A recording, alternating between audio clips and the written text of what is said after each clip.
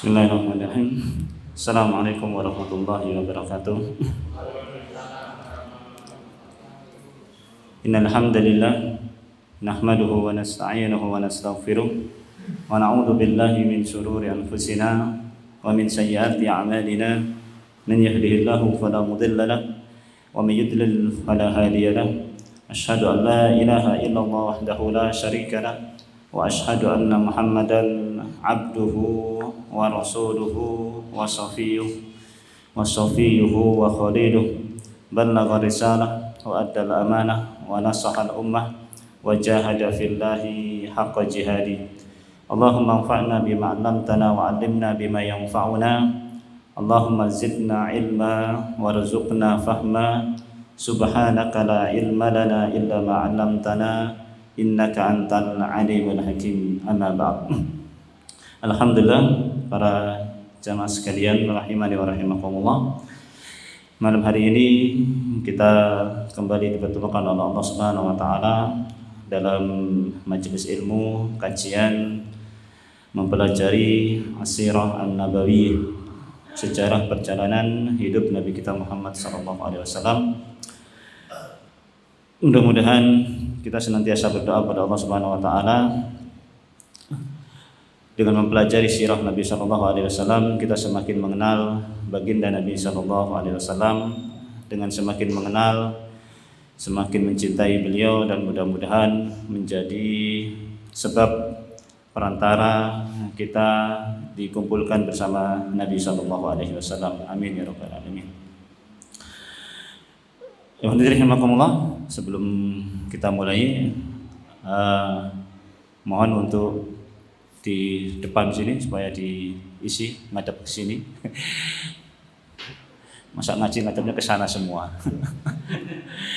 Ngadep kemana itu? Ke utara semua. Ngadepnya mesti ke sini, masa ngadep ke sana ya.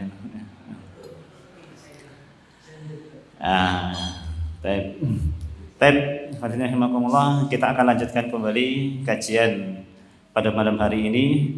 Kita masuk kepada hijrahnya Nabi Shallallahu Alaihi Wasallam, baru sampai ke Kuba, ya, baru sampai ke Kuba, belum masuk ke kota Madinah, tapi masih di pinggiran kota Madinah. Di Kuba ini Nabi Shallallahu Alaihi kisah yang akan kita pelajari yaitu kisah masuk Islamnya Salman Al-Farisi, ya, Salman Al-Farisi, karena memang beliau masuk Islam pas ketika Nabi Shallallahu Alaihi Wasallam singgah di Kuba, ya, kemudian membangun masjid Kuba. Ya. Jadi ini kisahnya. Nanti tidak saya bacakan semua, tapi sekilas kita akan baca kisahnya Salman Al Farisi ini dan bisa kita ambil hikmah pelajaran daripada kisah Salman Al Farisi. Tapi sebagaimana namanya Salman Al Farisi ini, beliau berasal dari Persia atau Isbahan, ya, atau nama lainnya adalah Asbahan, di kampung yang namanya Juyan atau Jayun, ya, Jayan, ya. Bapaknya itu seorang pemimpin di kampung tersebut, ya. Bapaknya seorang pemimpin di kampung tersebut. Bapaknya juga orang yang termasuk orang yang terpandang, kaya, mempunyai beberapa sawah, mempunyai beberapa perkebunan dan lain sebagainya. Dan bapaknya ini sangat mencintai Salman Al-Farisi, ya. Sampai-sampai saking sayangnya dia kepada Salman ini dipingit di dalam rumah seolah-olah seperti seorang perempuan, ya, tidak boleh keluar. Agama bapaknya yaitu agama Majusi, ya, agama Majusi, yaitu menyembah api, ya, menyembah api. Dan Salman Al-Farisi ini tergolong orang yang atau anak yang taat beribadah, sehingga kemudian dia termasuk orang-orang yang sungguh-sungguh dalam beragama Majusi. Kemudian bersama bapaknya dia kemudian diminta untuk berkhidmat kepada api, ya, yang dianggap Tuhan oleh orang-orang Majusi. Berkhidmat maksudnya adalah senantiasa menjaga api yang dinyalakan di depan rumahnya, jangan sampai kemudian api itu padam, ya. Kalau kemudian mengecil, kemudian dibesarkan lagi, mengecil, dibesarkan lagi. Pokoknya dijaga sedemikian rupa jangan sampai api itu padam. Karena itu dipakai sarana untuk sholat, bahasanya begitu ya. Maka kemudian Salman pun menjaga api tersebut. Sampai kemudian suatu hari bapaknya ada satu keperluan untuk mengambil sesuatu di perkebunannya. Namun karena sibuk, maka kemudian bapaknya menyuruh Salman untuk kemudian mengambil sesuatu di perkebunan tersebut. Maka kemudian berangkatlah Salman Al-Farisi menuju ke perkebunan tersebut ya. Maka ketika Salman Al-Farisi kemudian menuju ke perkebunan tersebut, maka beliau mengatakan famarartu bikanisatin min kana isin nasara. Maka saya kemudian melewati sebuah gereja di antara gerejanya orang-orang Nasrani. Fasami'tu aswatahum fiha wa hum yusallun. Saya mendengar mereka sedang sholat ya. Saya mendengar mereka sedang sholat ya. Sedang sholat sebagaimana yang kita ketahui lah, ketika mereka di gereja kemudian sholat itu menyanyi, mengucapkan pujian-pujian dan sebagainya.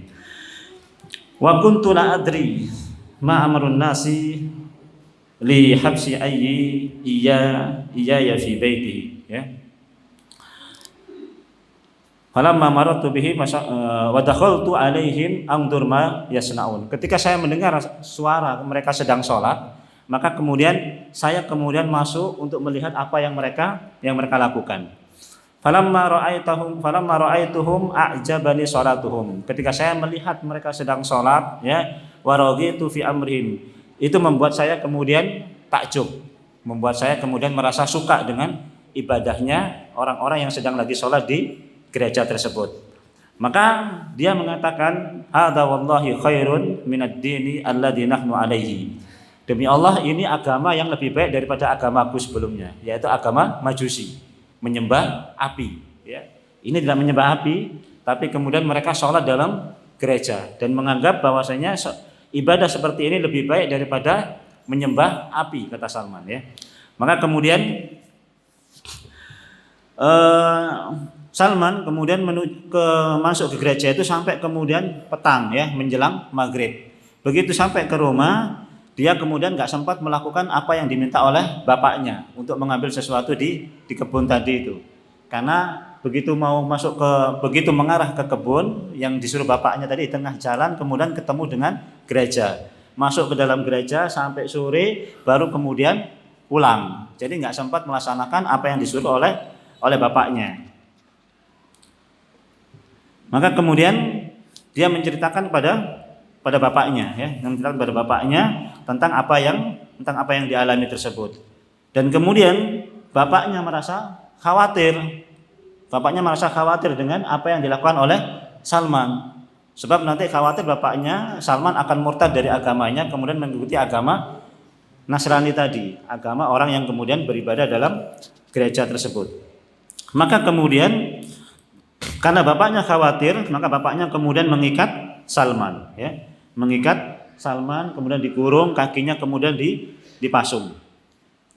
Ketika kemudian Salman beribadah di dalam gereja tersebut, dia bertanya kepada orang-orang yang ada di dalam gereja tadi itu, ya, agamamu ini aina aslu hadaddin? Agamamu ini pusatnya di mana? Bahasanya begitu ya. Agamamu ini pusatnya di mana? Pusat agamamu ini ajarannya di mana? Pusatnya di mana? Maka mereka mengatakan apa? Bisam. Itu di negeri Sam, ya. Di negeri Sam. Maka kemudian dia kembali, kemudian diikat, karena ceritanya sedemikian tadi, kemudian diikat oleh bapaknya. Maka kemudian sebelum dia kembali, dia pesan kepada orang-orang yang ada di gereja tadi itu, kalau ada di antara kalian yang mau pergi ke Sam, tolong saya dikasih tahu, ya. Tolong saya dikasih tahu. Maka kemudian mendapatkan informasi bahwasanya mereka pengen pergi ke Sam. Maka kemudian Salman yang oleh bapaknya sedang diikat kakinya, dia berusaha kemudian untuk melepaskan ikatan kakinya, kemudian berhasil, kemudian ikut rombongan pergi ke Sam, ya, demi mencari kebenaran ya. Akhirnya Salman ikut pergi ke Syam. Kita bayangkan Salman tinggal di Faris, di Persia, kemudian pergi menuju ke Syam ya. Ini kita bisa bayangkan ya, kita bisa bayangkan usaha beliau dalam mencari hidayah ya. Pertama dari Persia menuju ke Syam. Sampai di Syam, maka kemudian dia bertanya kepada orang-orang yang ada di Syam, "Man afdalu ahli hadzal din?" Siapakah orang yang paling mulia di antara kalian ini ya? Siapa orang yang paling alim di antara kalian? Maka mereka mengatakan apa? Uskup fi kanisati. Ya, itu adalah uskup yang tinggal di dalam gereja. Maka kemudian Salman pun menuju ke dalam gereja dan dia melihat ada orang yang tinggal di situ. Maka kemudian Salman Al-Farisi minta izin kepada uskup tadi itu untuk kemudian tinggal di dalam gereja tersebut ya. Untuk kemudian tinggal dalam gereja tersebut. Maka kemudian tinggallah Salman bersama uskup tadi dalam gereja tersebut. Ikut sembahyang dan sebagainya. Tapi kemudian ternyata Salman mendapati orang ini, uskup ini, itu laki-laki yang buruk, ya, laki-laki yang buruk. Fakana rajula sau'in. Saya mendapati dia ini seorang laki-laki yang buruk. Ya'muruhum bis shadaqah wa yuraghibuhum fiha. Fa idza jama'u ilaiha minha asya'a iktanazahu li nafsihi. Ya. Dia uskup tadi itu, dia mendorong jamaahnya, menyuruh anak buahnya untuk kemudian berinfak, sedekah dan lain sebagainya. Ya. Begitu kemudian infak dan sedekahnya itu terkumpul, sama uskupnya tadi itu disimpan, ya, sama uskupnya tadi kemudian disimpan, ya, disimpan. Dan itu diketahui oleh Salman. Begitu terus. Maka kemudian suatu hari Salman karena melihat akhlaknya orang ini yang buruk, maka kemudian dia ngomong sama jamaahnya uskup tadi itu, sungguh orang yang kalian ikuti itu orang yang buruk. Kenapa? Dia menyuruh kalian infak, dia menyuruh kalian sedekah, tapi kemudian infak dan sedekahnya itu disimpan untuk kepentingan pribadinya. Ya. Dan itu sampai sekarang ya. Karakternya apa namanya? Karakternya uskup itu sampai sekarang begitu ya. Meskipun mereka punya ajaran nggak nikah, ya memang ya begitu kerjaannya, nggak nikah tapi kemudian zina, nggak nikah tapi kemudian sodomi dan lain sebagainya, ya. Karena memang di luar fitrah ajarannya, nggak bisa seperti itu. Itu hanya kedok saja, seolah-olah mereka ini ahli ibadah, tapi faktanya tidak demikian. Ya. Faktanya banyak terjadi penyimpangan yang mereka lakukan. Baik. Maka kemudian orang-orang nggak percaya kepada Salman. Saya nggak percaya, ya. Saya nggak percaya. Ya, kalau kamu nggak percaya, saya tunjukkan, ya. Saya tunjukkan tempatnya, ya. Maka kemudian hatta jama'a sab'a qilalin min dhahab wa waraqin. Sampai kemudian terkumpul dari sedekah tadi itu, infak tadi itu terkumpul kurang lebih 7 gentong, bahasanya begitu ya. 7 gentong emas dan perak. 7 gentong emas dan perak. Maka kemudian orang-orang kemudian dikasih tahu oleh Salman, itu loh disimpan di sana, infakmu disimpan di sana. Maka kemudian mereka mendapati apa yang mereka kumpulkan selama ini ternyata ada dalam gentong tersebut, ya, kurang lebih 7 gentong emas dan perak. Maka kemudian karena sudah ketahuan belangnya, maka kemudian orang-orang yang jamaahnya mereka mengatakan apa? Qalu wallahi la tadfinuhu abadan fasalabuhu summa rajamuhu bil hijarah, ya. Jamaahnya ngomong, demi Allah, ya, la tadfinuhu abadan, jangan dikubur, la tadfinuhu abadan, kami enggak akan pernah menguburkan pendeta ini selamanya, ya. Fasalabuhu, kemudian salib pendeta itu, hanya disalib pendeta itu, rajamuhu bil hijarah, kemudian dilempari pakai batu, ya. Jadi sama jamaahnya kemudian enggak dikubur, kemudian disalib, habis disalib kemudian dilempari pakai batu. Sudah, ini Salman kecewa dengan orang ini, maka kemudian Salman pun akhirnya melanjutkan pencariannya kepada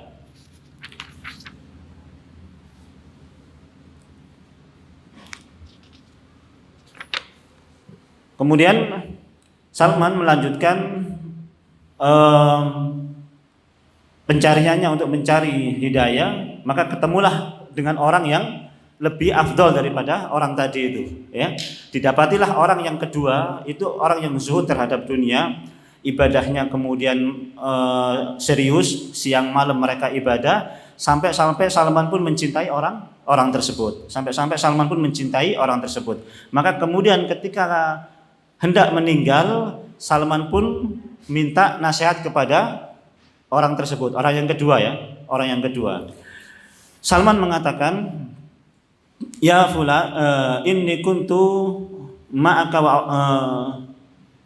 wa ahbabtuka hubban lam uhibbu min qablik wa qad hadara kama tara min amrillah fa ila man tusi bi wa ma ta'muruni, ya. Wahai fulan, saya mencintai kamu sebagaimana saya belum pernah mencintai seseorang sebelum kamu, maka tolonglah berikan nasihat kepadaku dan apa yang kamu nasihatkan kepadaku, karena kamu juga sebentar lagi bahasanya sudah mau meninggal, begitu ya. Tolong berikan wasiat kepadaku. Maka orang yang kedua tadi itu memberikan wasiat kepada Salman untuk menjumpai seseorang di daerah Mosul, ya, di daerah Mosul di Irak sana, ya. Temui seseorang fulan di Mosul. Berarti sudah dari mana ini? Persia, Syam ke Irak.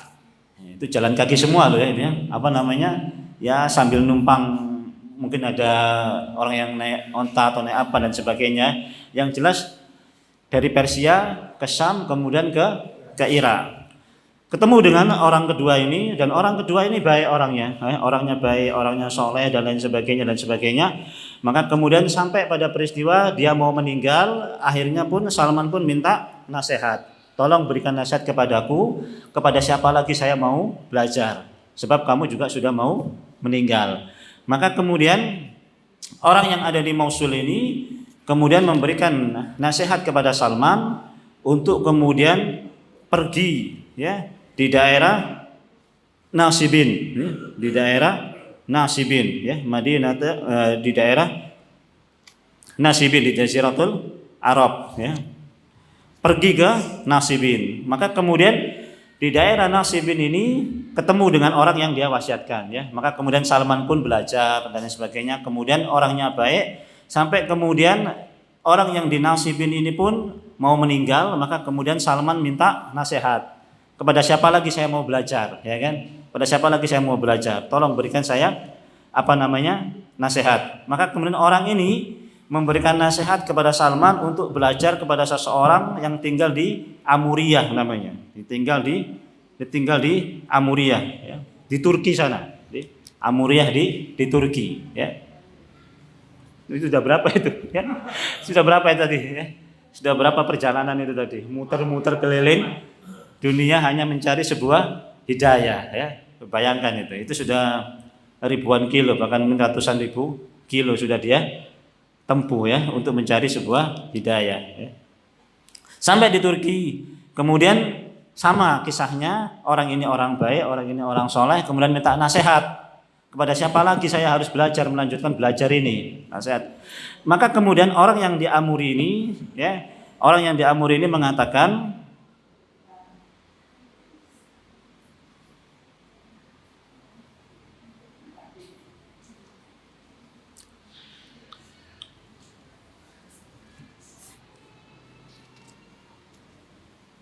maka kemudian orang yang di Amuri ini dia mengatakan, ya, sebelum dia meninggal mengatakan begini, ay ya bunayya wallahi ma a'lamuhu asbaha ala ma kunna alaihi ahadan minan nas amuruka an ta'tiyahu walakinnahu qad adallaka zamanun nabiyyun wa huwa mab'usun bidin Ibrahim yakhruju bi ardil arab muhajiran ila ardi baina harratain bainahuma nakhlun bihi alamatun la takhfa ya'kulul hadiyata wa la ya'kulus sadaqah baina katifaihi khatamun nubuwah fa in istata'ta an talhaqa bitilkal bilad faf'al, ya.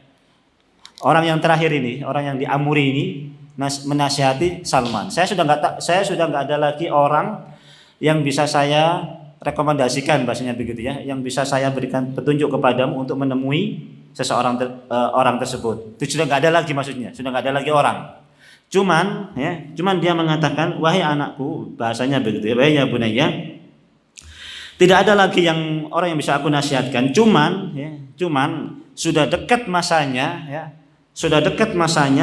kepadamu akan datangnya seorang nabi, nabiyun mab'usun, yang dia akan diutus bidini Ibrahim, dengan membawa agama Nabi Ibrahim. Yakhruju bi ardil Arab, yang akan keluar dari negeri Arab, muhajiron ila ardi baina harratain, yang dia akan hijrah ke negeri yang mempunyai dua harrah, harratain. Harrah itu apa namanya, batu-batu hitam. Jadi Madinah ini, kalau umpama kita ini arah sana utara ya, umpama selatan, timur, barat umpama. Maka kemudian Madinah itu sebelah timur itu ada namanya Harrah Syarqiyah namanya. Harrah Syarqiyah. Di sebelah barat ada namanya Harrah Gharbiyah ya. Jadi ada daerah yang penuh dengan batu-batuan yang tajam hitam di daerah sebelah timur kota Madinah. Kemudian di sebelah baratnya juga ada batu-batuan hitam yang tajam yang nggak mungkin bisa dilewati oleh kuda, onta, kuda dan sebagainya, sulit untuk kemudian bisa melewati tempat ini. Di dalam jantung kota Madinah itu baru kemudian penuh dengan pohon kurma. Nah, di depan ini yang kosong pintu gerbang masuk kota Madinah. Ya. Jadi ini dua harrah. Nanti akan kemudian orang ini diutus di negeri di negeri Arab, kemudian hijrah ke dua negeri yang ada dua harrahnya, yang ada dua batu hitamnya. Bainahuma nakhlun, di antara keduanya ada ada pohon, ada kebun kurma. Wa alamatul la takhfa, ya, ada satu tanda yang enggak tersembunyi. Apa itu? Ya'kulul hadiyah. Dia ini memakan hadiah, ya. Wala ya'kulu shadaqah, tapi enggak memakan sedekah. Itu tanda yang pertama.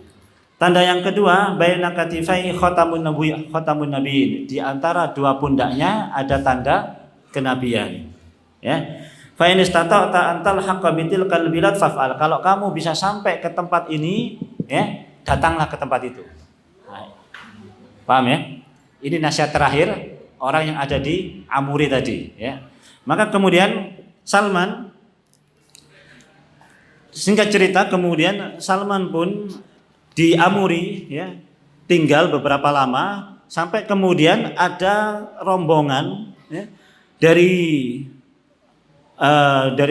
rombongan dari bin Kalab bin Kalab, ya, tijaron, yaitu dalam rangka berdagang. Nah, kebetulan Salman ini selama tinggal di Amuri, ya, sudah mempunyai beberapa ekor onta, ya, sudah mempunyai beberapa ekor onta dan kambing. Maka kemudian ketika rombongan ini melewati kampung di Amuri tadi itu, dicegat oleh Salman. Ketika kemudian orang ini mengatakan mau pergi ke Arab, mau pergi berdagang, ya, dagang ke Syam, dagang kembali ke Syam, ya. Kalau dagang ke Syam mesti melewati kota Madinah, ya. Jadi melewati kota Madinah. Kalau mau dari Mekah ke negeri Syam mesti juga melewati kota Madinah, begitu ya. Mau pergi ke Syam. Maka kemudian Salman bilang sama rombongan tadi itu, saya berikan onta saya semua, saya berikan kambing saya semua, yang penting kamu bawa saya ikut rombonganmu, ya. Maka kemudian sepakat dikasihkan semua kambingnya. Maka kemudian Salman pun ikut rombongan. Sampai kemudian di tempat namanya Wadil Qura, ya. Wadil Qura itu lembah antara Madinah dan Syam, tapi lebih dekat ke Madinah. Sudah mau nyampe Madinah, di lembah Wadil Qura ini orang yang membawa Salman tadi itu zalim, ya, zalim. Dalam artian Salman ini kemudian dijual, ya. Salman ini kemudian dijual ke orang Yahudi. Kemudian tinggal bersama orang Yahudi tersebut. Nah, ketika tinggal bersama orang Yahudi itu, dia sudah melihat banyak pohon kurma. Ya. Jadi selama tinggal bersama orang Yahudi tadi itu, dia sudah melihat banyak pohon kurma. Maka dia berharap ini tempat yang disebutkan oleh orang yang terakhir tadi, ya. Maka kemudian tuannya, orang Yahudi tadi itu, tuannya tadi itu, ada sepupunya kemudian datang, ya. Sepupunya kemudian datang. Sepupunya datang, kemudian lihat Salman, tertarik dengan Salman, kemudian Salman dibeli sama sepupunya orang Yahudi tadi ini. Paham nggak? Paham ya? Jadi sepupunya orang Yahudi tadi ini kemudian datang, ya, kemudian membeli Salman. Salman dibeli, kemudian dibawa pulang ke Madinah. Dibawa pulang ke Madinah, ya, dibawa pulang ke Madinah. Nah, maka kemudian Salman akhirnya kemudian tinggal di Madinah, ya, di rumahnya orang yang membeli tadi itu. Kerjalah di situ sampai kemudian suatu hari, ya, Salman ini sedang naik ke atas pohon kurma milik tuannya. Naik ke pohon kurma milik tuannya, sedangkan tuannya duduk di bawah, ya. Salman naik ke pohon kurma, tuannya sedang di bawah. Nah, begitu Salman kemudian naik di atas kurma ini, ya, maka kemudian tuannya, ya, tuannya tadi itu,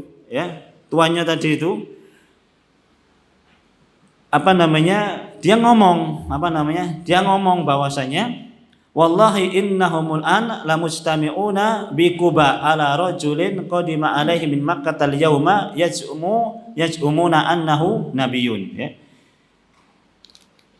Tuannya tadi bilang begini, tuannya, ya. Orang-orang suku Aus dan suku Khazraj itu sedang kumpul di Quba, ya, kumpul di Quba. Mereka sedang menemui orang yang hijrah dari Mekah yang mengaku sebagai seorang nabi. Paham kalimatnya, ya? Jadi Salman pas lagi naik di pohon kurma tadi itu, tuannya bilang, ngobrol sama temannya tadi, sama ininya lah, sama tetangganya, sama teman-temannya. Ngobrol begini ngobrolnya. Orang-orang Aus dan Khazraj, orang-orang Yahudi suku Aus dan Khazraj itu yang sudah masuk Islam, itu sedang kumpul, ya, menemui seseorang, ya, yang dia mengaku sebagai seorang nabi. Nah, berarti kan Nabi Muhammad sudah sampai Kuba, kan begitu. Salman yang mendengar tuannya ngomong begitu, itu kayak demam begitu, kayak apa? Kayak deredek begitu. Deredek kemudian hampir jatuh, ya. Hampir jatuh. Maka kemudian dia pun segera turun, kemudian tanya sama tuannya. Tadi Tuhan ngomong apa? Tuannya marah. Ngapain kamu tanya-tanya? Kan begitu, ya. Ngapain kamu tanya? Sana nggak usah tanya-tanya. Bahasanya begitu, ya kan? Maka kemudian informasinya kemudian sampailah kepada Salman bahwasanya betul Nabi itu sudah nyampe di Kuba, ya. Maka kemudian Salman pun pergi menuju ke Kuba menemui Nabi Shallallahu Alaihi Wasallam. Maka kemudian Salman mengumpulkan beberapa biji kurma, beberapa biji kurma dikumpulkan sama Salman. Maka kemudian Salman menemui Nabi Shallallahu Alaihi Wasallam di Kuba, ya. Dikasihkanlah kemudian kurma tadi itu kepada Nabi Shallallahu Alaihi Wasallam. Maka kemudian Nabi Shallallahu Alaihi Wasallam bilang kepada para sahabat, kulu wa amsaka yadahu falam yakul. Nabi Shallallahu Alaihi Wasallam bilang kepada para sahabat, makanlah kurma ini. Dan Salman melihat Nabi Shallallahu Alaihi Wasallam nggak makan kurma tersebut. Nah, maka Salman mengatakan apa? Hadihi wahidatun. Ini tanda yang pertama. Paham maksudnya? Ini tanda yang pertama. Tadi kan sudah dikasih tahu tandanya. Kalau Nabi itu nanti nerima hadiah, tapi nggak menerima sodako, Ya. Maka kemudian Salman ngasih kurma, bilang ini sodako. Ya, dilihat oleh Salman. Maka kemudian Nabi menyuruh para sahabatnya makan, tapi kemudian Nabi nggak makan. Ya, berarti ini tanda yang pertama. Ya. Salman kemudian pulang. Ya. Pulanglah Salman sampai kemudian dia kumpulkan lagi kurma. Ya. Kumpulkan lagi kurma, kemudian menemui Nabi Shallallahu Alaihi Wasallam. Maka kemudian yang kedua kalinya Salman bilang, ya, ini hadiah. Wahadihi hadiyatun akramtuka biha. Ini hadiah untukmu sebagai bentuk pemuliaanku kepadamu. Maka kemudian Nabi Shallallahu Alaihi Wasallam pun makan kurma tersebut. Sahabatnya pun diminta untuk makan. Ya. Maka Salman mengatakan apa? Hatanis natani. Ya. Ini tanda yang kedua, ya. Ini tanda yang kedua, ya. Berarti apa? Tanda yang kedua sudah kelihatan, yaitu apa? Dikasih hadiah diterima, kemudian dikasih sedekah nggak diterima. Ini tanda yang kedua. Tinggal satu lagi tanda, ya kan? Tinggal satu lagi tanda. Maka kemudian Salman besoknya datang lagi, dan Nabi SAW sedang menyolatkan salah seorang sahabat yang meninggal pada waktu itu.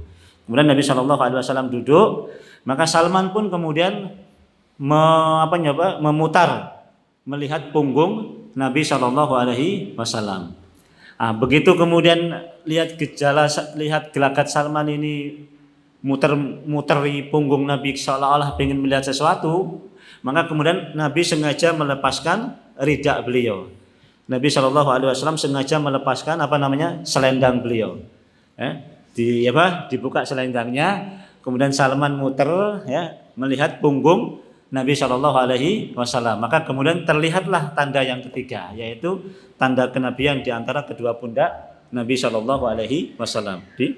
Di antara dua pundak Nabi SAW sini ada tanda kenabian. Sudah, ini tanda yang ketiga. Berarti betul ini seorang nabi.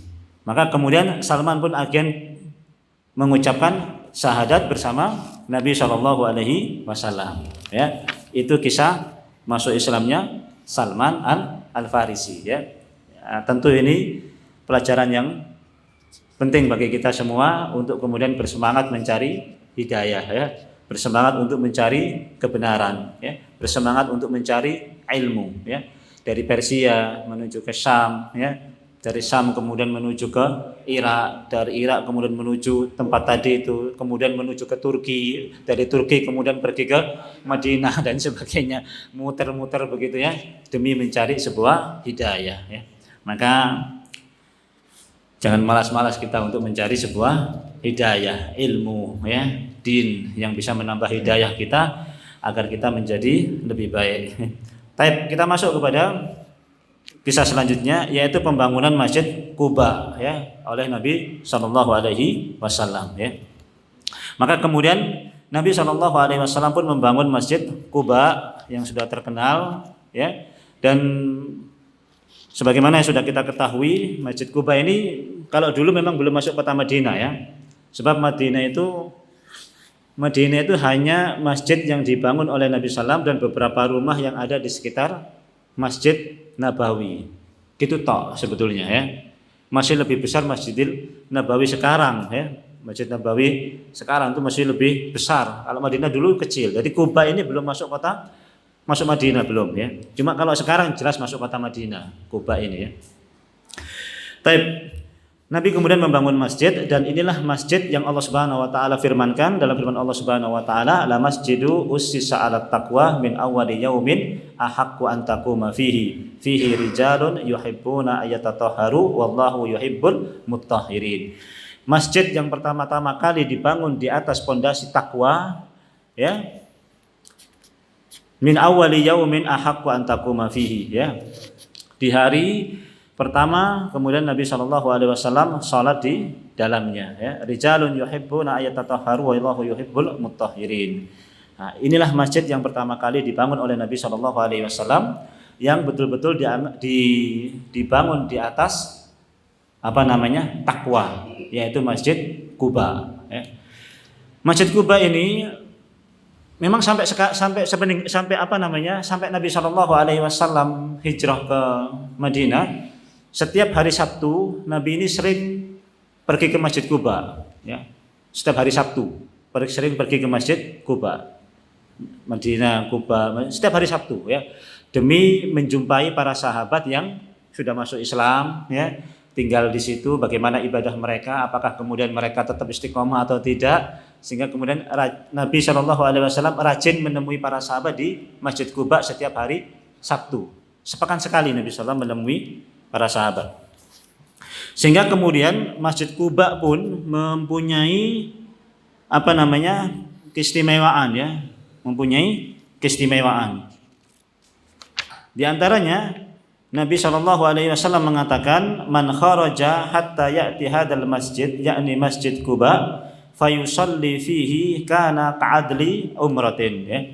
Barang siapa yang kemudian keluar, ya, kemudian masuk ke dalam Masjid Quba, kemudian sholat di dalamnya, sholat apa saja, ya, entah itu sholat sunnah, entah itu sholat yang lain, ya, karena ka'adli umratin, maka kemudian pahalanya itu seperti umroh, ya, pahalanya seperti umroh, ya, pahalanya seperti umroh. Itu keutamaan Masjid Quba, ya, Masjid Quba. Salatu fi Masjid Quba'in ka umrati. Salat di Masjid Quba itu seperti umroh, ya, seperti umroh, ya. Maka ya dianjurkan jamaah haji yang kemudian apa namanya? Umroh ataupun haji untuk kemudian main ke Masjid Quba di Madinah, ya.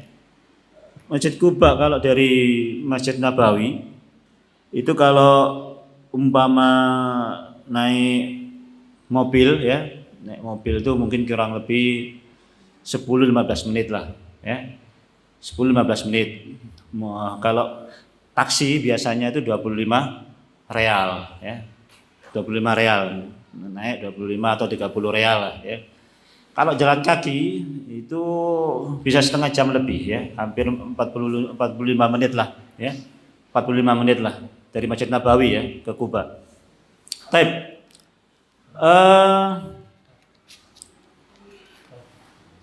Itu kisah Salman, kemudian kisah Masjid Quba. Kita lanjutkan sedikit lagi, ya. Kita lanjutkan sedikit lagi. Akhirnya Nabi Shallallahu alaihi wasallam setelah sampai di Masjid Quba, kemudian membangun Masjid Quba, kemudian sedemikian keutamaan Masjid Quba, ya. Maka kemudian Nabi Shallallahu alaihi wasallam pas hari Jumat menaiki ontanya bersama Abu Bakar As-Siddiq, kemudian didatangi oleh beberapa orang dari Bani Najjar. Bani Najjar kemudian mengikuti Nabi Shallallahu alaihi wasallam dengan membawa pedang yang terhunus mengawal Nabi Shallallahu alaihi wasallam. Kemudian Nabi Shallallahu alaihi wasallam kemudian berjalan pagi gitu, ya. Ketika waktu duha, kemudian berjalan sampai kemudian di fi batni wadi Ronuna biman ma'ahu minal muslimin fa shallaha fil masjid alladhi fi batni wadi Ronuna biman ma'ahu minal muslimin. Sampai di tempat namanya Wadi Ronuna, ya. Maka kemudian Nabi Shallallahu alaihi wasallam pun sholat, ya, sholat di masjid tersebut kurang lebih 100 orang, ya, kurang lebih 100 orang. Sholat Jumat, ya, sholat Jumat, ya, yang terkenal dengan Masjid Jumat, ya, terkenal dengan Masjid Jumat, ya. Sholat di situ kurang lebih 100 orang dengan menghadap Baitul Maqdis, ya, dalam menghadap Baitul Maqdis, ya. Yakni di Palestina. Dan ini adalah sholat Jumat yang pertama yang dilakukan oleh Nabi Shallallahu alaihi wasallam. Sholat Jumat yang pertama, ya. Kenapa sholat Jumat yang pertama? Karena memang di Mekah beliau nggak pernah sholat Jumat, ya. Ada masjid, tapi nggak pernah sholat Jumat. Bagaimana mau sholat Jumat? Oh, nggak bisa, ya. Dihalang-halangi oleh orang-orang kafir Quraisy. Jangan sholat di masjid itu butuh ceramah, butuh khutbah dan sebagainya. Sementara masjidnya pun masih kemudian dikuasai oleh orang-orang kafir Quraisy. Jadi nggak bisa sholat Jumat. Nah, ini adalah sholat Jumat yang pertama. Maka kemudian terkenal dengan Masjid Jumat, ya, Masjid Jumat. Baik. Kemudian setelah dari masjid itu, kemudian Rasulullah Shallallahu Alaihi Wasallam pergi naik ke ontanya, melewati kampung Bani Salim bin Auf, ya. Wa arkhalaha az-zaman fa'atahu Itban bin Malik wa Abbas bin Ubadah bin Nakhla min rijalin Bani Salim bin Auf faqalu ya Rasulullah aqim indana fil adadi wal uddati wal mana'ah. Nabi Shallallahu Alaihi Wasallam itu kemudian melewati kampung Bani Salim, ya, kampung Bani Salim. Orang-orang yang ada di kampung Bani Salim itu namanya Utbah bin Malik, Utban bin Malik, Abbas bin Ubadah,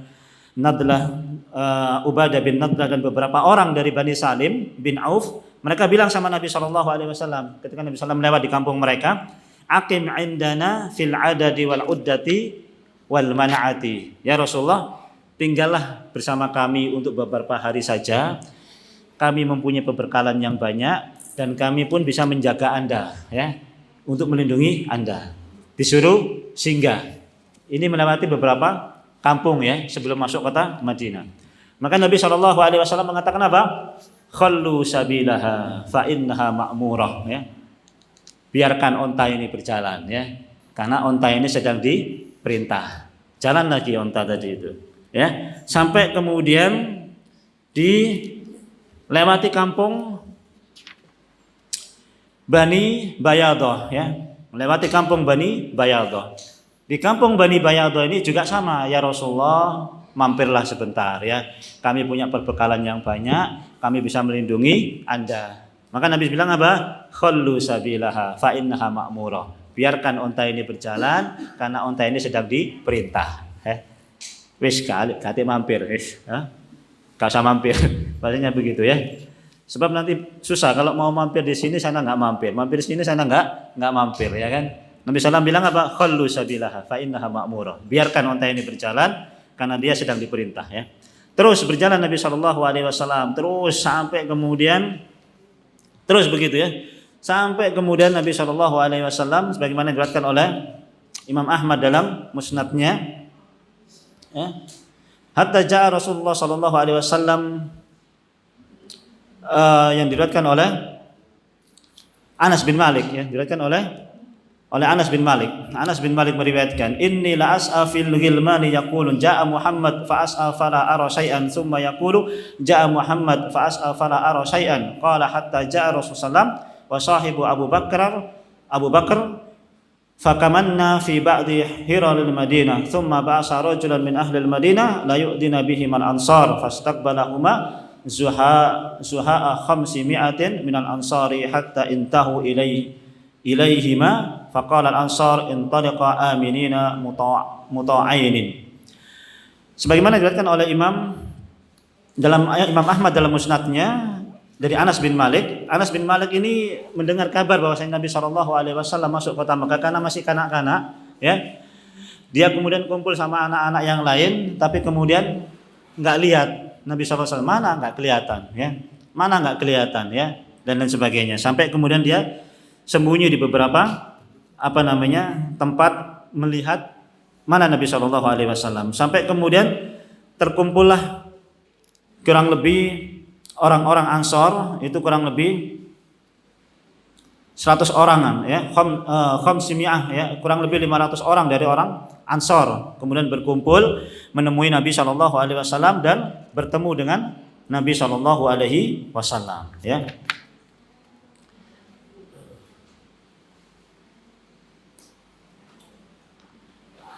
Baik, ketika Nabi Shallallahu Alaihi Wasallam terus berjalan, ya, selesai ketemu dengan beberapa orang tadi itu, kemudian terus berjalan Nabi Shallallahu Alaihi Wasallam sampai kemudian orang-orang yang menemui Nabi Shallallahu Alaihi Wasallam pun lewat memegang ontanya Nabi Shallallahu Alaihi Wasallam. Maka kemudian Nabi Shallallahu Alaihi Wasallam pun tetap mengatakan khallu sabilaha fa innaha ma'murah. Biarkan onta ini berjalan karena dia sedang diperintah. Sampai kemudian onta ini sampai ke tempat Bani Najjar, ya, ke kampung Bani Najjar.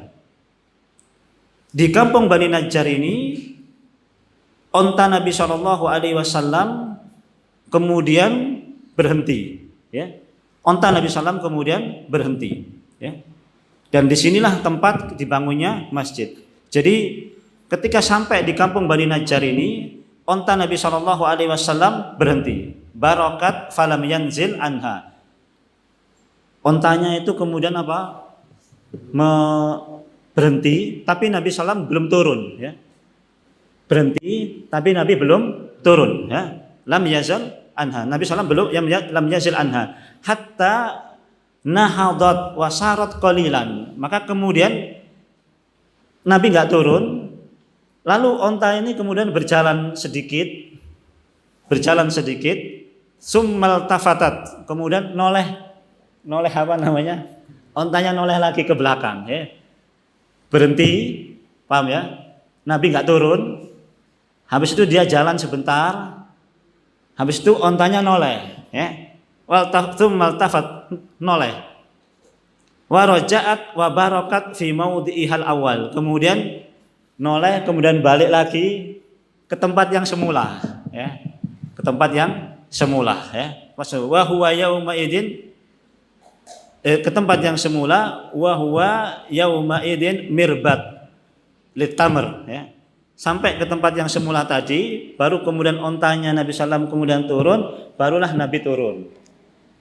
Barulah Nabi turun. Nah, disitulah tempat mirbat. Mirbat itu tempat mengeringkan kurma, ya. Kurma yang baru dipanen masih basah, ya. Kemudian dikeringkan di situ. Nah, ontanya Nabi Sallam berhenti di situ. Disitulah yang akan dibangun Masjid Nabawi, ya. Jadi Masjid Nabawi bukan kehendak Nabi Shallallahu Alaihi Wasallam, tidak sama sekali, ya. Masjid Nabawi dibangun di situ itu kehendak Allah Subhanahu wa Ta'ala. Karena itu berdasarkan wahyu Allah Subhanahu wa Ta'ala. Itu perintah Allah Subhanahu wa Ta'ala kepada ontanya Nabi Sallam untuk berhenti di situ. Nabi Sallam enggak nyuruh ontanya berhenti, enggak, ya. Tapi Allah lah yang kemudian menyuruh ontanya berhenti di situ, yang kemudian dibangun Masjid Nabawi di situ, ya. Baik.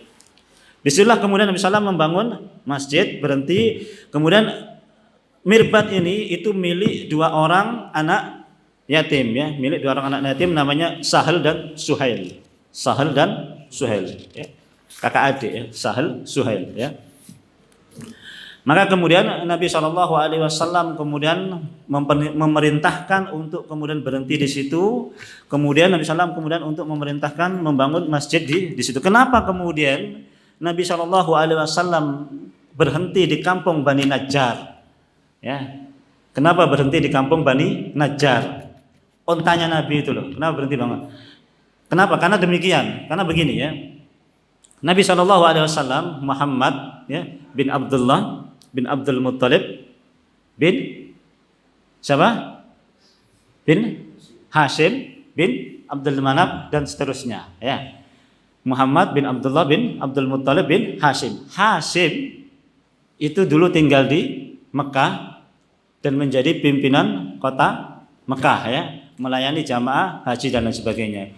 Hashim ini kemudian suatu keperluan dagang pergi ke Syam, otomatis melewati Madinah. Di Madinah berhenti di kampung Bani Najjar, kemudian menikahi seorang wanita Bani Najjar, namanya Salma. Menikah dengan wanita Bani Najjar ini, tinggal beberapa hari di situ, kemudian dia melanjutkan perjalanan ke Syam, berdagang. Sampai di negeri Syam, akhirnya kemudian beliau meninggal di situ, Hashim. Meninggal di Syam. Nah, namun ketika sudah meninggal ternyata istrinya hamil. Paham, ya? Istrinya hamil. Berarti ini istrinya Hashim, hamil. Dagang, mampir, kawin, kan begitu, ya. Itu sudah kebiasaan orang-orang zaman dulu, ya kan. Di mana bumi dipijak, disitulah kita apa? Menikah beranak, ya kan. Itu prinsipnya orang-orang Arab zaman dulu, ya. Akhirnya pun punya anak di situ, ya, Meninggal, dia punya adik namanya Muttalib. Paham? Hashim punya adik namanya Muttalib. Muttalib tinggal di Mekah, meneruskan apa yang dilakukan oleh Hashim kakaknya. Ya. Kemudian setelah lama tinggal sampai kurang lebih hampir 7 tahun atau 8 tahun, Muttalib dapat kabar bahwasanya kakaknya yang meninggal, Hashim yang meninggal di Syam itu punya anak di kampung Bani Najjar. Punya anak namanya kampung Bani Najjar. Nama anaknya Syaibah. Syaibah itu uban. Syaibah itu uban. Karena memang begitu lahir ada ubannya, rambutnya. Rambutnya ada ubannya, makanya namanya Syaibah ya. Namanya Syaibah anak ini, Syaibah ya. Maka kemudian Muttalib pergi ke Madinah ke kampung Bani Najjar, menemui ibunya mengambil Syaibah. Paham? Syaibah akhirnya kemudian diambil oleh Muttalib, dibawa pulang ke Mekah. Ya. Sampai kemudian di kota Mekah, orang-orang yang ada di Mekah karena Muttalib nggak punya anak seperti itu, maka orang-orang yang ada di Mekah bilang, "Oh Abdul Muttalib, budaknya Muttalib." Berarti Muttalib itu bawa budak. Beli budak bahasanya begitu. Padahal itu bukan budak, tapi itu keponakannya. Maka terkenallah kemudian dengan Abdul Muttalib. Abdul Muttalib nama aslinya adalah Syaibah tadi itu. Nyambung ceritanya? Kenapa itu di kampung Bani Najjar? Makanya kemudian Nabi SAW ya, Nabi SAW menyebutkan anzilu ala Bani Najjari ahwali Abdul Muttalib ukrimuhum bidalik. Aku berhenti di kampung Bani Najjar. Kenapa? Karena Bani Najjar itu adalah saudara Abdul Muttalib. Ukrimuhum bidalik, dan aku menginginkan kemuliaan bagi orang-orang Bani Najjar dengan membangun Masjid Nabawi di kampung Bani Najjar. Baik, itu kisahnya. Saya rasa ini kisah Nabi SAW. Bagaimana nanti kisah membangun Masjid Nabawi? Ya, bagaimana kemudian kisah tinggal Nabi SAW di sekitar Masjid Nabawi? Karena selama membangun Masjid Nabawi, Nabi harus tinggal, kan begitu ya? Di mana beliau tinggal dan apa saja yang beliau lakukan selama tinggal dan membangun Masjid Nabawi, itu yang akan kita pelajari pada pertemuan yang akan datang ya. Wallahu ta'ala a'lam. Aqulu qouli hadza astaghfirullaha li kulli dzamb fastaghfiruhu innahu wal ghafurur rahim. Subhanakallahumma wa bihamdika asyhadu an la ilaha illa anta astaghfiruka wa atubu ilaik. Assalamualaikum warahmatullahi wabarakatuh.